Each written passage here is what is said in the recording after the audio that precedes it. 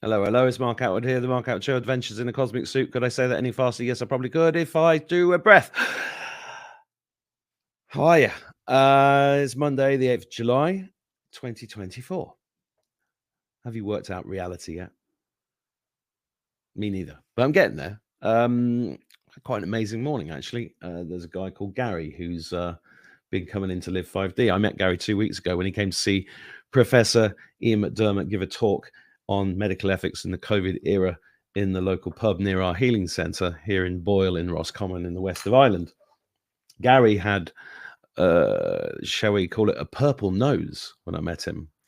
And he rang me this morning and said, can we meet for coffee? And we did. And he told me, he looked 10 years younger. Secondly, he said, I got the best nose in the whole town, because his nose was completely cleared. And he's only been in the oxygen 3 or 4 times. And he's just evangelical about the change it's had on his life. So I'm going to be hopefully documenting all of that later this week with Gary.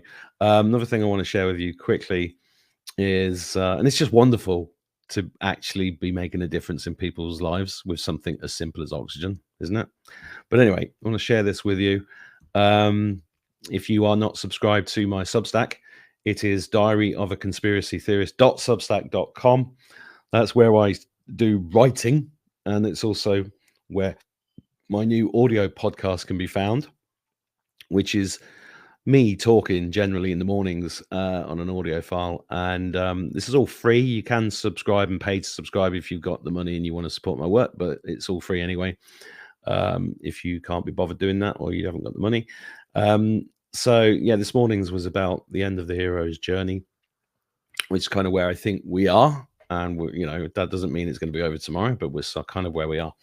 But over the last 4 years, I've had some amazing guests on this podcast who have taught me many, many things. And one of those is returning after a little break today, Mr. Michael Feeley. Please say hello. How are you, Michael? Hello. Nice to be back. It's been a while, and so much has happened. So much has happened. It was worth the wait. Can I tell you this first, right? Before, I know you're the guest and you're going to be telling me stuff, but we were going to do a talk at Roslin Chapel. I was going to be there with you doing a tour, and then we got blocked. That was in September 23, I think. We got blocked from doing it, didn't we? We did. Well, since then, I did a talk in Edinburgh in February, I think it was, and I went to Roslin Chapel the same day, and literally I walked up to the door, and a guy comes out. This is 3 o'clock in the afternoon. A guy comes out and says, we're closing early. I was like, what? Yeah, we're closing early. You can't come in. Closed the door on me, and then we walked around the chapel. They didn't close early. They just didn't want me to go in. What's going on there? What happened is, as you know, it was all organised. It was all authorised. We spoke to staff who normally get involved in the organisation of these events, and it was all okay. People had booked flights from America. They'd purchased hotels, and it was something that was going to be a really, really good day. 10 days before the actual event, I had an email from the director of Roslin Chapel that said he just had a Google alert, and he'd looked into the event, and he'd looked at the promo video, and he'd looked at the event, and it was something that they could no longer authorize. They could no longer allow. So in the emails that went back and forth, I exposed him as being a complete liar. And I said that I will expose the truth. And I looked into it further. And what it turns out to be is the Google alert was a member of the Sinclair family saying, Gerrit stopped. So it's not in their business interest, and it's not in any other of their interest to actually have the truth exposed, because the truth is the enemy. And surprisingly, the people that you would believe are on side are not on side. They are what I call pseudo lions, which is really what the Egyptians used to display in the leopard-looking lions, which is really the false seers. So that is really what happened. So they cancelled it, and they wouldn't allow me to do the tour. And they said, well, it's far too busy for you to do that. I said, well, can I come back when it's less busy? No, it stands throughout the year. Well, then quite obviously you're lying to me. It's nothing to do with being busy. Then it's something you don't want. But because your face was all over the advert, as was mine, then elephants have long memories. So that was the scenario. So I went through a period where things were being just cancelled on me. Mm-hmm. And it still continued to a certain extent, but it's kind of, all right, I'm obviously upsetting someone. You know, I'm obviously saying the right things in the right place because it's getting me banned. And even though it's a frustration, the biggest frustration really for the people who take time out of their life to spend their own money. I mean, tickets that can be, refunded, but plane fares can't and hotel fares can't. So it's really, I do feel sorry for the ones who've taken the time to attend these events. But sometimes these things are out of your control. And you just have to look forward and not back and just continue, because at some point in the near future, they will no longer exist. So let's just enjoy them being around for a temporary time.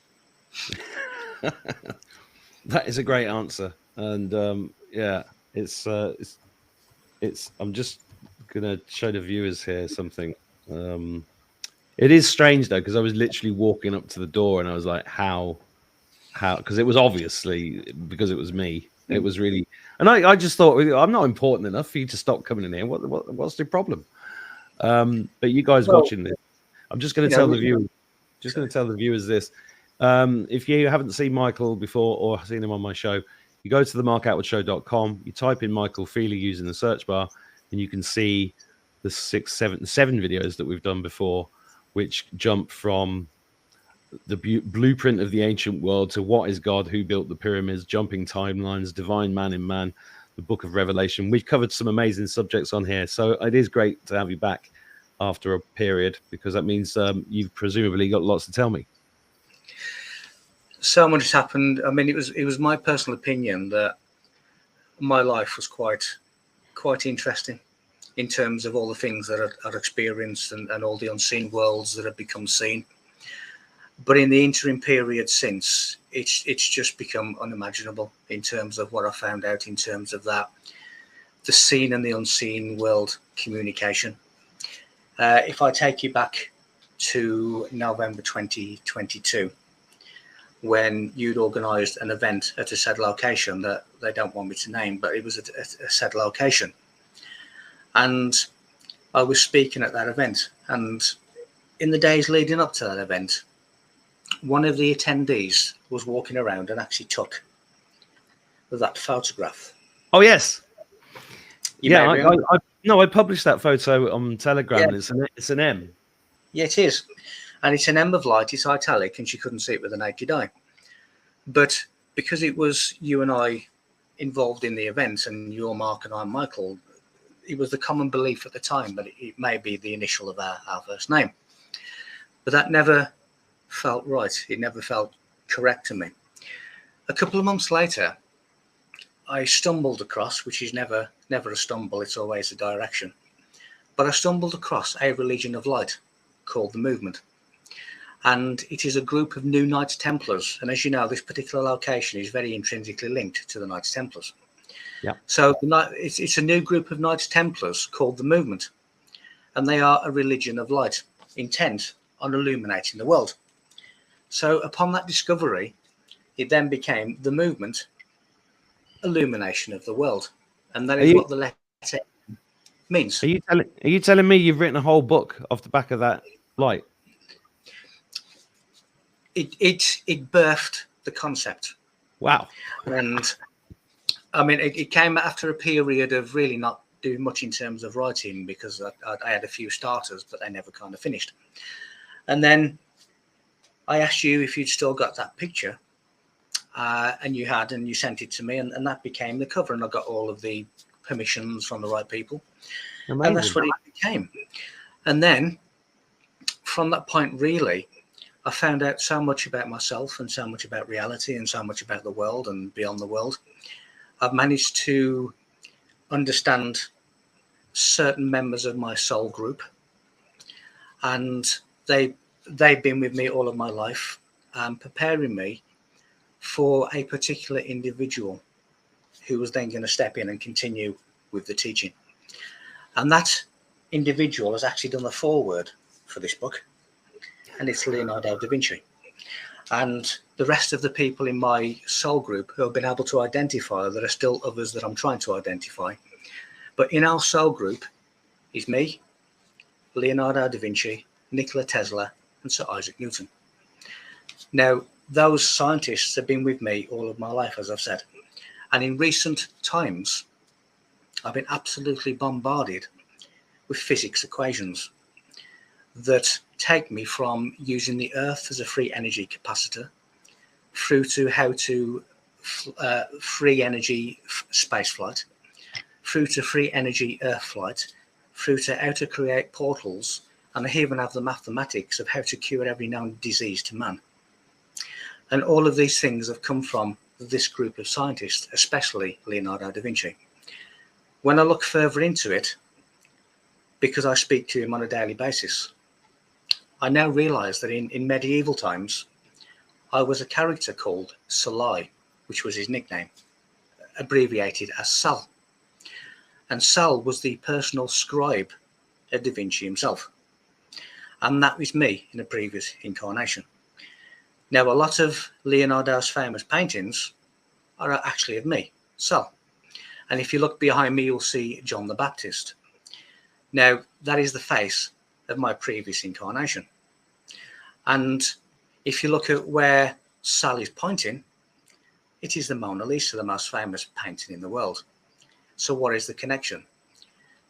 Leonardo feminized the face of Sal. And that feminized face is the true identity of the Mona Lisa. So the Mona Lisa is a previous incarnation of me. Now, there's all of these different, you have Bacchus, which obviously relates to wine and divinity. So because I was Leonardo's personal scribe, and you can actually see my writings in the likes of Atlanticus Codex, which is Leonardo's notebook, you will see subtle differences in the writing styles. That's him and me. And we spent a lot of time in the Great Pyramid together, revealing a lot of his mysteries, which he's now giving back to me. I spend a lot of time sitting at this desk, and I find myself back in medieval times. I find myself back in Egyptian pyramids. And I've actually time slipped back to that time, which has been facilitated by him. And when I go back to that time, I am merging with my former self, a previous incarnation of me. So these are quite revolutionary experiences, you know, far more intense than ever before. And as I say, I do speak to Leonardo every day, and he tells me information and the secrets of his paintings that nobody else knows other than him and me. And the real poetry and the real beauty of this is I was there, I was present when Leonardo encrypted all of the secrets into those paintings that you can see behind me. And now I've actually time traveled 500 years into the future and reincarnated. Now I will be the one to reveal those secrets. It's almost if you're in a baton race, you've run around the track and you've handed the baton to yourself. So can you imagine the kind of revolutionary experience that I've had when I've realized that I was there when he encrypted the secrets, and it will be me in the future that reveals them. And that really is a mind-blowing thing to be saying. Some of the equations that I've been given have found the original Earth's moon, because the moon that we see is not a planet, it's not a satellite. It is a way station, it is an observation post. But the original moon of Earth is Lilith. And here are some of the extraterrestrial writings that have come into my head in recent days. Now, the four that you can see here actually confirm the coordinates of the original moon that I found. And this is extraterrestrial writing that's come into my head. I'll have to take a notepad to bed because there's always equations there when I wake up. They are sometimes extremely complicated and sometimes they're extremely simple. So in physics, it says that there is no higher power than one. Now, in religion, that is now greater power than the one. However, I woke up with P greater than 1 equation in my head. And when I looked into it, it took me into dual electricity and magnetism. It took me into the 369 of Nikola Tesla. It took me into free energy. It took me into how to build a perfect antenna, which I then realized that the Great Pyramid is a great antenna, but it uses corrected pi. In modern maths, in modern science, including NASA, they use pi, which is 3.141. And they find that their space shuttle coils are too small. They find that their trajectory is slightly short. When we use a mobile phone or a computer, there is a 0.22 of a second delay because we are using pi at 3.141. Now, the Great Pyramid is using corrected pi through phi, and that is 3.144. That then cures the problem that NASA have. That cures the problem of the 0.22 second delay in antenna transmissions. So the Great Pyramid is powered by the crystalline blocks at the bottom, which acts as a battery, and it is actually an antenna to the planet Mars, which it is linked to. And when you look at the Giza Plateau itself, it relates to Venus and Mars and Earth. And there's many discoveries that I've found that have come to me in all of these wonderful downloads. I've worked out what gravity is using Newton's equations given to me by him. I've worked out the 369 of Tesla. I've worked out the free energy system given to me by him. But the majority of the things that I've been given and I've learned and I've now become exposed to are through Leonardo da Vinci himself. And he only ever incarnated into this world once. But he's really, really intent and really stern and serious about the assistance of humanity. And he has asked me to continue and complete his work in this lifetime. So we are continuing to work together, him in the spirit world, me here. What you have on the moon is an advanced soul pool, or what we believe to be the moon. That is where Leonardo is from, the advanced soul pool of the moon. And we continue to work together, and I will be the one that reveals his secret and completes his work. And this has happened literally in the last several months. So my life really, again, in my opinion, was extremely interesting with all of the UFOs and all of the portals and all of these things that I was witnessing. But it's now become 1,000-fold greater in terms of I now know who I am, I now know why I'm here. I now know who's been pushing it. I now know who's been feeding all of this information all of my life that I never did before. And I've now got this master who is teaching me all of these secrets. Wow. So as you can imagine, it's a wonderful time to be alive. Well, if you were anybody else, I wouldn't be listening to you. But that is an amazing story. And I'm getting goosebumps because I went to Da Vinci's house in France where he died, and I've always been deeply in love with Da Vinci and everything that he was about. The fact that I'm just saying this for people watching who don't know anything about him. He wasn't just a painter; he was extraordinary. He drew helicopters made of wood and tanks and submarines, and he was doing all that 400 years before they existed. Extraordinary. But that desk that you saw by the bed is the desk that I go back to in time travel. That's my desk. That's where I actually wrote the notes. And that's where I go back to in terms of medieval times. And it was the King of France's house because we both left Italy and went and moved to France and lived at that house, which was King Francis I's house. So that desk that you would have seen next to the four-poster bed is the desk that I go from this desk to that desk. Because that was my desk in medieval times, unless we were out on location like the Great Pyramid. So there's so many things that is revealed that the world doesn't know. You know, the amount of things that they have wrong in terms of him. And you are right. If you say Leonardo da Vinci, straight away you think you're an artist. But his first love was science, invention, engineering. You know, he was a polymath. So there's so much that needs to be revealed, the truth about who he was and his secrets. And I am the one that's going to be doing that. Okay. Is there a time limit on this? Because I want to hear them all right now.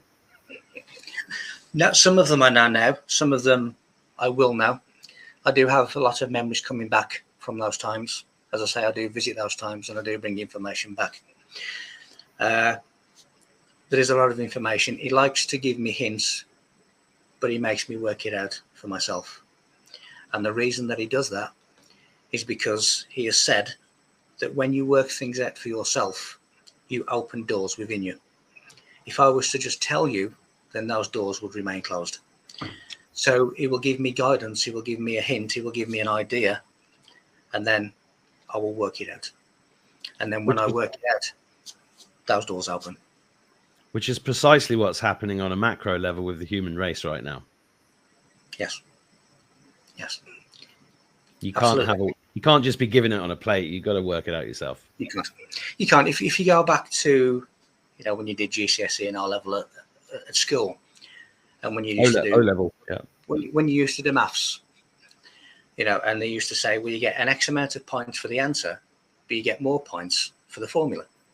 Because if you work out the formula, then you have a full understanding of how you get the answer. And in the same way, that if I work out the formula, when the answer comes, those doors open. And it really does advance you at a soul level, which is really what the Holy Grail is talking about. That's what the Holy Grail is. It's the soul. And the quest for the Grail is the liberation of the soul. So all of these things are to come. There's a lot that's already come that I've pieced together about the pyramids, about all of these ancient worlds and where it's going. What also happened a number of years ago, one evening I was walking through a forest and I saw pulsating grids coming from the moon as we know it, although that's not the moon. But I saw pulsating grids coming down towards the earth. Now, for this book, I actually looked into the mathematics of those grids and came up with a mathematical formula and worked out that it's these pulsating grids that are anchoring Earth at a 23.5 degree tilt.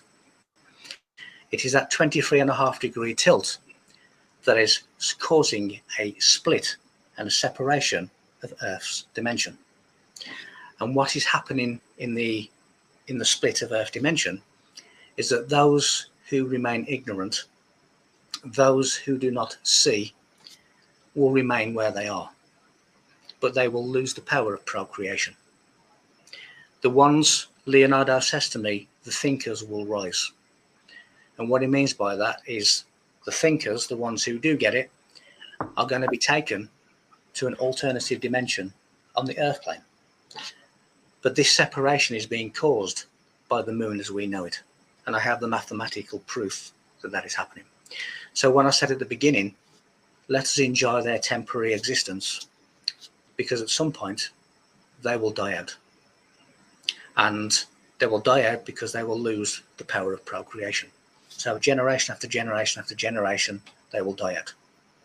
And that is what I am told is the future. For them. For them. The ones who see through the veil, the ones who are making an attempt, the ones who are trying to better themselves and better the world, will be in a different frequency of Earth. Good, because I was wondering what we were going to do with all these transgenders that want to have abortions. So that answers that question. That's good. They will dwindle out. Yeah. Well, of course they will, because they're blokes in dresses. Yes. But even heterosexual humanity will dwindle out because they will lose their power of procreation. Okay, this is a lot to take in. This is great. I'm going to ask you a question if I can. Of course. Because people are going to be watching this are going to go, firstly, well, if that's not the moon, what is the moon? Can we dig deeper into that? And you said Leonardo's from the moon. So can we dig into the moon for a little bit? Because there's all, this world that we inhabit is full of flat Earth, round Earth, donut Earth. Moon's not real. Moon's a hologram, blah, blah, blah. So I'd like to hear it from Michael Feeley, what you know. The moon, according to Leonardo da Vinci, and therefore it is correct, is something that was made to look like a satellite, made to look like a planet. It is a way station. It is an observation post. It has many races on there on different frequencies of life. So we can't necessarily see them, the same as with any other planet on this solar system. They exist in multiple dimensions at one time. So the dimension that we are looking from, they appear uninhabitable. They appear desolate. But on other dimensions, it is full of life. So the moon is a way station, but there is an advanced soul pool who reject violent, undeveloped human souls. They reject them back to Earth. Leonardo says in the foreword of the book, we await, we embrace enlightened souls. If you are not enlightened, you'll be rejected. So the moon is really the first heaven, the world of Venus. And it is an observation post that is causing the tilt of Earth, which will create the dimensional split. The original moon that I've located is between the moon that we see and Earth, but it has now become non-luminous, so you can't actually see it. This is called Lilith. So the original Earth's moon is Lilith, and many people have said, Lilith was Adam's real wife, and the original demon. Well, a lot of these things you see have been misunderstood in the same way that 666 is the number of the devil, that Baphomet is a symbol of Satan. It's not. It's none of these things. So Lilith is really the name of the original moon, which means of the darkness. Now, it's of the darkness because it is now non-luminous. So it's in the dark. You can't see it. So that is where the darkness and Lilith and demon all comes from. But it is the original moon that is between Earth and the moon that we think is the moon. And I've located that mathematically. And as I say, the extraterrestrial writing that I just showed you are coordinates that confirm what I found. So the moon as we see it is an observation post. If you imagine that you're on a long journey and you just want to stop off at the services, well, that's the moon. He also told me. Well, yeah. Yeah. I mean, that's what coach houses were. They well, exactly. We'll call it the moon box. It has no atmosphere. Who put it there, though, Michael? That is, it was put there by advanced souls who wanted to make it look like a planet so that they could masquerade as being a natural satellite. Now, even modern day science is saying it shouldn't be there. What? It shouldn't be there. It's too big. It's an anomaly. It's not there because it's not a satellite. Lilith is Earth's satellite, the original moon. So it is a soul group of advanced souls. Now, all of these wondrous things is things that we need to find out. And I'm beginning to find out these things, these mysteries. So who put it there? Advanced souls that wanted to help humanity. When you look at a lot of the famous people that have come onto Earth, such as Nikola Tesla, they were here for specific reasons to forward humanity. And you can pinpoint various individuals throughout history that are here specifically to help humanity. And they weren't treated particularly well, but they were here necessarily to help humanity. And there are certain individuals now and in the future, the likes of ourselves, who are here specifically to help humanity.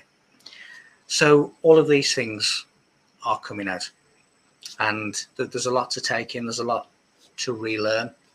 We need to rip the history books and we need to start again. So there's so much that could be said. There's so much that's been revealed. There's so much to be revealed. But it's a wonderful time. And all will be okay. Okay. Tell on. Say again, sorry? Tell on. Yeah. No, I mean, we've got 20 minutes before you have to stop, and then we'll probably do another follow-up. So I'll just let you carry on telling the story because this is fascinating. No, thank you. As I say, when you first come into this kind of arena, and you start to think that there's something not right. And you start to ask questions as to what that may be. Leonardo said, what is logical is what one must ask. So in other words, if you want to find the truth, use logic to find the truth, and it will steer you to the truth. So when you come into this arena, there's certain individuals that you can't help but come across. You know, you can't help but look at the Egyptians, you can't help but look at the Aztecs, you can't help but look at the Greeks, you can't help but look at the Kabbalah. You know, you look at all of these mystery things, Masonry, and all of these different component parts that hold on to these secrets. And for me, Leonardo da Vinci was one of those characters. I was always fascinated with the secrets of the paintings. My favourite movie was always the Da Vinci Code. I've been on radio shows when at the end, you know, the host said, you are the real Da Vinci Code. But I didn't realise the significance of what they were saying, and neither did they up until recent times. So as I say, throughout my life, there's been this guidance until Leonardo himself was able to step in and take it from there. Now, I've already said that John the Baptist is Sal, the form incarnation of me. I've already said that his feminized face became the Mona Lisa. When you look at the Last Supper is not a depiction of Christ. It is not a depiction of the 12 disciples. It had to appear that way because he had to pretend that he was on side with the Church of Rome. Otherwise, it would have led to his demise. And that is one of the reasons that we had to flee to France. But if you look at the Last Supper, you will see a Christian scripture. So therefore, it's harmless. But he was mocking the church. It is nothing to do with Christ. It is nothing to do with the disciples. There's two things that it means. The first one is when you go through initiation, you are an initiate, you are a Moses, you are a John. You go into other worlds and you are shown images, you are shown depictions. And a lot of the things that we see in these artworks are those depictions brought back and recreated. So what you have in the Christ and the 12 on the Last Supper painting is the initiate at the center, surrounded by the 12 soul forces. There's also another meaning to this. There's a group that people deny the existence of. They are called the PRI of Sonion. But there's evidence to prove that they exist. It is said that Newton and Da Vinci were members of the PRI of Sonion.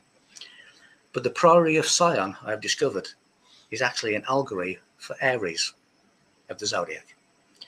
Now, Aries relates to the higher mind. It is the Lamb of God. And when you unscramble the letters, you get a rise, because that's what you're doing. It is a higher mind. So Aries is Scion. Now, when you see John the Baptist with his finger, the index finger relates to Aries. It's talking about the higher mind and the PRI of Scion. But it is also showing you a scene of the 13 arc PRI of Sonion, where there are 13 members that elect a Grand Master of the PRI of Sonion. And whoever gets the most votes will become the Grand Master. They sit in the middle. They are the keystone. And when you see an arch, that is a symbol of the PRI of Sonion. Now, a keystone is the top of the arch where the resistance goes towards center. So you have the keystone is the most important stone. But the Grand Master is the most important character. And in this depiction, you always have the elected, those who are voting, you have a table, and you always have an altar at the front. On the picture you've shown, it doesn't show that, but on mine and on the original, you have the 13, the table, and the altar. So it is an exact scene of the election of a Grand Master of the PRI of Sonion, which is exactly replicated in the coronation of King Charles III, even down to the music that was used. Every part of the ritual was an election of the Grand Master of the PRI of Sonion during the King's coronation. So we have the PRI of Sonion. Now, one of the secrets is that these secret meetings are usually held within windowless walls. In other words, out of view, in private, in secrecy. If you look at Leonardo's depiction, you'll see that he has put windows in the walls. So that has been reversed. He's allowing you in. He's allowing you to see what happens through the windows in the walls.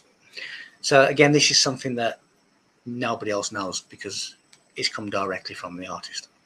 So you have all of these depictions of grandmasters, election processes. The actual scene is in the King's Chamber of the Great Pyramid.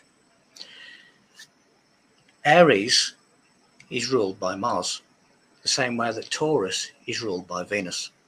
Now, when you look at what the Bible calls heaven, it is the world of Venus, depicted by a shell.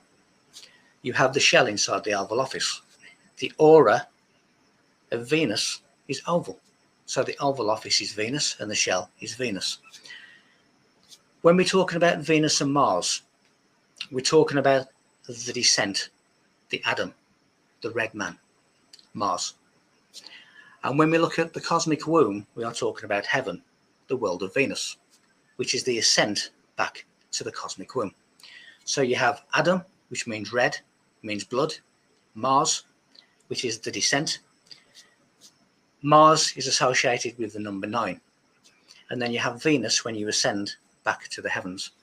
You have 9 pyramids at Giza. The word Cairo means a place like Mars. You have mathematical longitude and latitude coordinates that tell you how to find certain structures on the Sidonian city on Mars. You have the face on Mars, which is the face of the Sphinx, which is the hereditary priest of the temple. When you look at the Great Pyramid, it is Earth. When you look at pyramids 2 and 3, they are Venus and they are Mars. We are talking about descent and ascent. And that really is the overwhelming meaning of all of these secret things. We descend here to what is known as the Great Ordeal. Our soul is entombed here, and through work, through understanding, through liberating the soul, through advancing yourself, through knowledge or meditation or wherever you would wish to advance yourself with, you ascend back to the world of Venus. If we could see true reality is not what we see. True reality is a filament. In other words, it is lines, it is dots, it is vector space.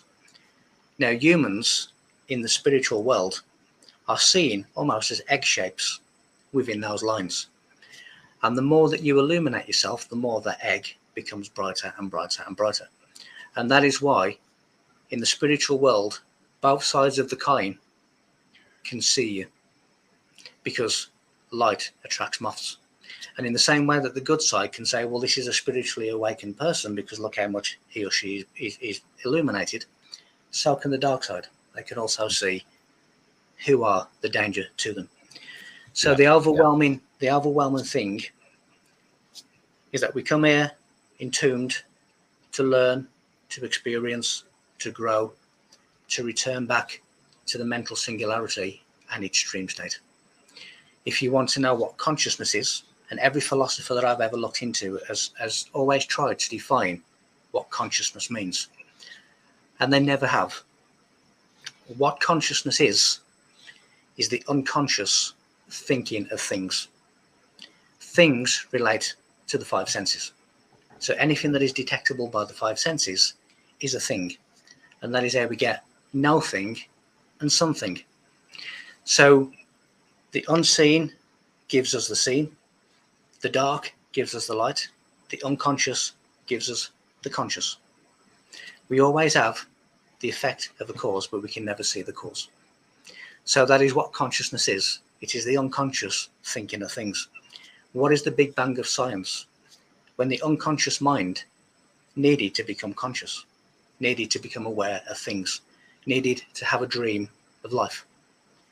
That was the epiphany. That was a mental singularity, having an idea.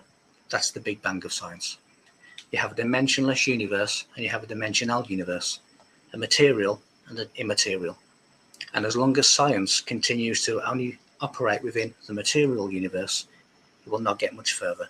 It has to realize that simultaneously there's an immaterial universe of light and thought, and that is the mental singularity. Now, when this mental singularity has experienced every conceivable thing that it can, it will come out of the dream and it will go back to being unconscious. That is why science says that in X amount of billions of years, this universe will no longer exist. That is because the unconscious mind will wake up and everything will go back to being unconscious.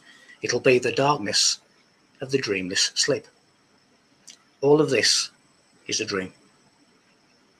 Some of it is sensory, some of it is non-sensory, but it is the dream of life from the mental singularity. When that mental singularity has evolved itself as much as it possibly can and has reached its optimal, that is when it creates God, because the word God means balance. When we as humans have expanded and evolved as much as we possibly can, we become godlike. So when people go to the likes of churches or Masonic halls in order to find God, you can never find God in those places because the word God means balance. The church is imbalanced because of its male and female discrepancy. The Masonic Lodge, it is a male-dominated institution. So they have deliberately created an imbalanced system. And you can't find balance in an imbalanced system. So the very place that these worshippers are going to find God, he cannot be found there because God has not yet been created.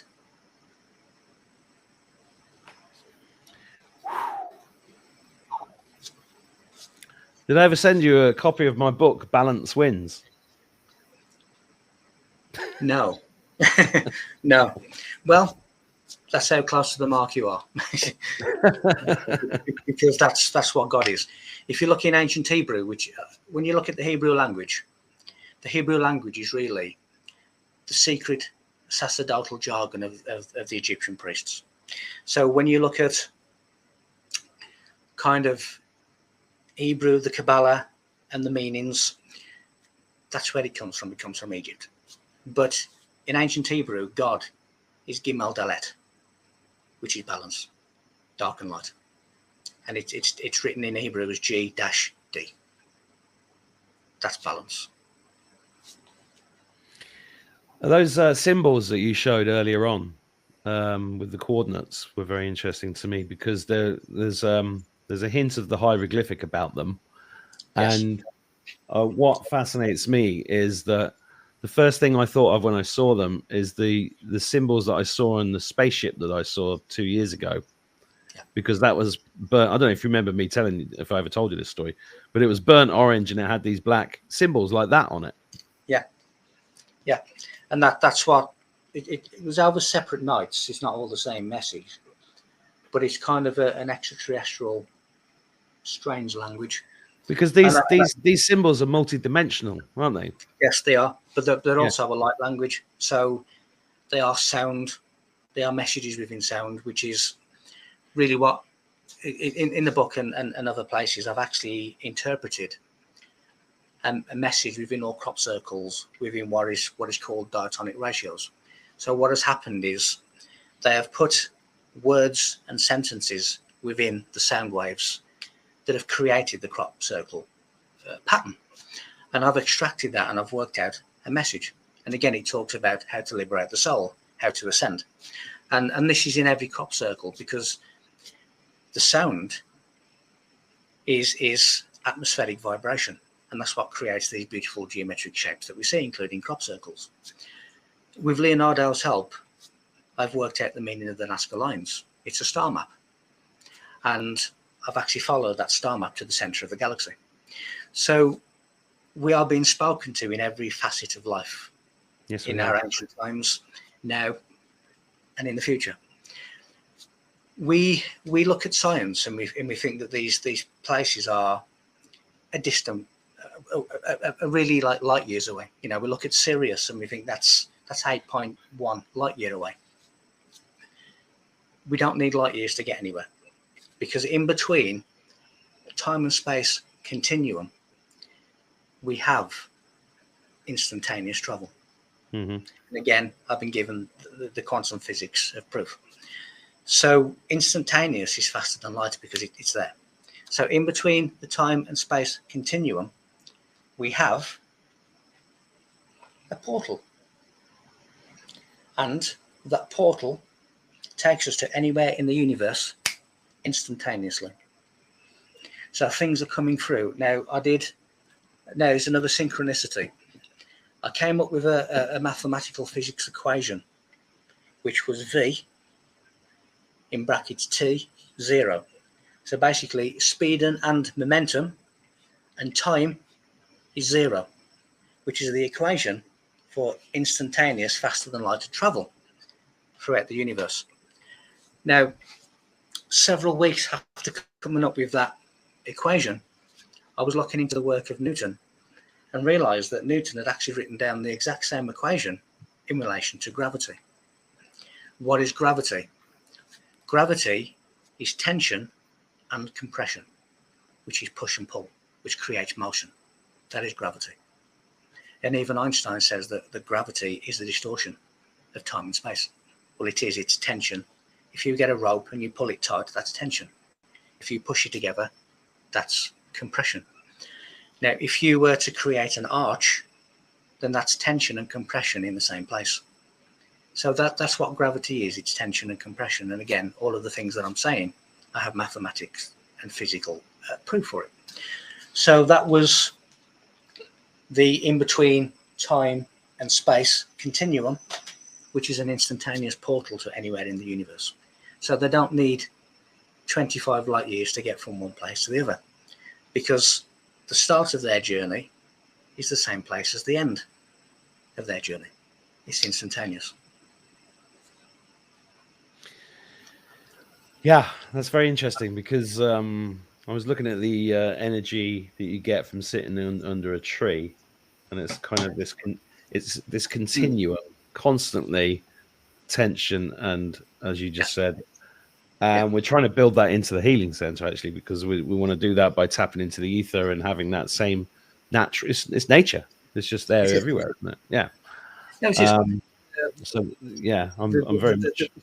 There's things beyond the scene, and when you interact with the unseen worlds, you begin to see what reality truly is. You begin to understand what true reality truly looks like. In this reality, you will see a wooden bark, branches, and leaves. But in the true reality, you'll see a fourth dimensional spin creating a third dimensional shape, and that is the tension and compression. It's almost like a vortex. Yeah. But that's what you see if you look into the spiritual world, into the true reality. And that is what the mystics do. That's what the seers do. That's what the initiates do. They go into the unseen worlds and they experience them in the same way that most people experience the seen worlds. But to them, there's no difference. They are able to operate in both. And I'm operating in both. I'm operating in different times, in different realities, in different time zones. Most people do experience time shifts. They do experience going into other timelines, but they will experience it as the likes of deja vu. Deja vu is simply a glimpse of another timeline. So we have other names for what is going on naturally. Yeah. It is all natural phenomenon. And we really do have to go back to basics and really look at all of the things that we've been told, all of the things that we believe, because they are a 5 sense consciousness belief. But there's more than 5 senses. Yeah. There's an amazing network of unseen worlds out there that you can interact with if you put yourself in the right place. And it's an absolute wonderful time to be here to see what is going on in the transformation of a planet that is out of tune with everything else. It is. Our hour's nearly up. Just, I know you've got to go. Could you just explain to the viewers how everything's going to be okay in light of this knowledge? It's going to be okay because you have to create a space for things to evolve and move into. The whole of the universe has these empty pockets of space which are extra dimensional.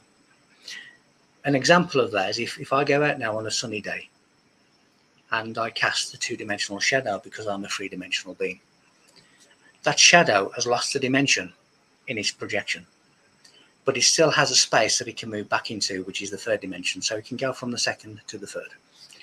In the same way, this pen can move in a dimension that is higher than its shape. So that is two-dimensional, but it can move in a three-dimensional space and time. Why? Because there is an extra space for it to be able to evolve into. If there wasn't an extra space, then it would only be able to make two-dimensional movements. But the fact that it can make three-dimensional movements means that it can occupy a dimension higher than itself. So people who get it, people who are trying to advance themselves, trying to evolve themselves, working on themselves, will have dimensions above themselves in which to fit into. And that is where they will be going. That is where they will be taken. The problem arises, not immediately, but the problem arises for the people who are not trying, who are the victim mentality, we want to support the matrix, we want to support the government, we want to support the system the way it is, and they don't even bother to look beyond it. For them, they will remain where they are. For them, there'll be little difference to what there is now. But eventually, they will die out because they'll have no procreation. So over time, they will be gone. Because what is happening, that is what is known as a universal law of evolution. And what that states is that simpler life forms will be replaced by more complex life forms. The ones who are acting animalistic, the ones who are holding everything back, are the ones who are considered simpler life forms because they are existing little beyond existence. They have this group mentality, they have this animalistic behavior, they have this animalistic mind. So they're operating barely above existence. But they're holding people back and they're not going to be allowed to do that for much longer. So that the people who are becoming aware, having this greater awareness, having this pure awareness, which is again symbolically given to us by Lemuria, because Mu means pure awareness. And you have Atlantis, which is talking about the enlightenment of the mind. When we reactivate the Atlantean crystals, we are reactivating the island of crystal in the brain. And we are going into that extra dimensional space, which is of a higher frequency, which is of a higher vibration. And that is separate from where we are now. And that is being facilitated by the pulsating beams that I've seen coming from the observation center we call the moon, which is tipping the Earth at 23.5 degrees, and that is causing a split in the dimension of Earth. It is facilitating the transition for the people who want to advance. All will be okay. And that is why nothing can stop what's coming. No. No military, no government, no nothing. Because it is so strong and powerful. You have to ride the crest of the wave or you sink. But you're not going to stop the wave. No, I think I've already realised that. And what a ride it is. And it's great to have you back. And this is I'm going to have to watch this back myself because you've done it to me again. Thank you. It's an absolute pleasure, and anytime. It's really nice to be back. I say it's been a long time, but there's so much happened in that incubation period. No, it's been an amazing time for all of us, I think. And you know, we go in and out, and we do what we got to do. We follow the flow, and we learn our lessons, and we come back. And I'm just trying to hold the course. And it is amazing. It is amazing, Michael. You're right. You want to come back on soon and do some more? Absolutely. Let's do a part 2, and we'll take it somewhere else, but equally deep. And we'll concentrate. Let's do that. And where do we get that book from? It's actually not available till September. However, I've made it available for this audience. So it's michael-feeley.com. If you go onto the homepage, you'll see shop at the top. Go into shop, click on books, and it's there. Brilliant. But it's not publicly officially released until September. So anybody that gets it and reads it now, you'll be 2 months ahead of everyone else. Amazing. Thank you, Michael. Have a lovely rest of the day. Thanks for sharing all that with us. I'm going for a lie down. It's an absolute pleasure. Thank you. It's really good to see you. And your hair's grown a bit. It has, yeah. I'll see you later. It's it. You take care. Thank you. Cheers, Michael. Bye-bye.